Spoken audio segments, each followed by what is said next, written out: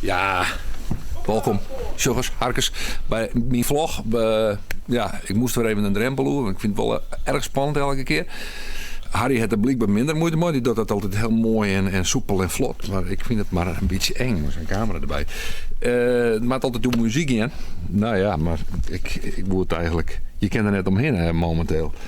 Jeroen Bos in het Noord-Brabant Museum in Den Bosch. En als die schilderijen schijnen er zo wat te hingen behalve The Garden of the Earthly Delights. De tuin der lusten. Daar heb ik ook wat over hebben.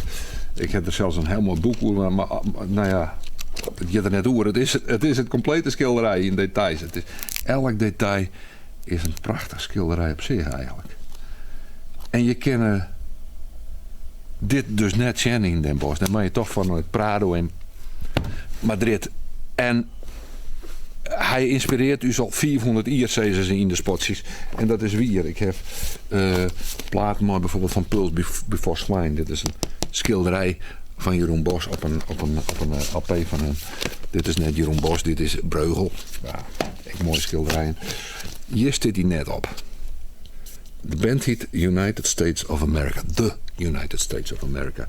Het wie een band die experimenteerde in de jaren 60 met elektronische muziek. En het nummer wat ik van hun draai wil, ja, hoe verzint hij het? Dat heet The Garden of Earthly Delights. En dat gaat dus over diezelfde Jeroen Bos. De tuin der lusten.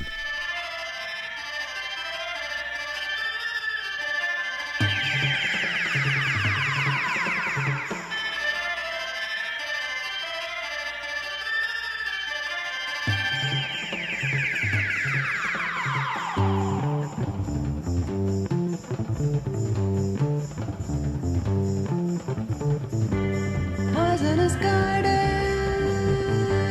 lethal and sweet, venomous blood.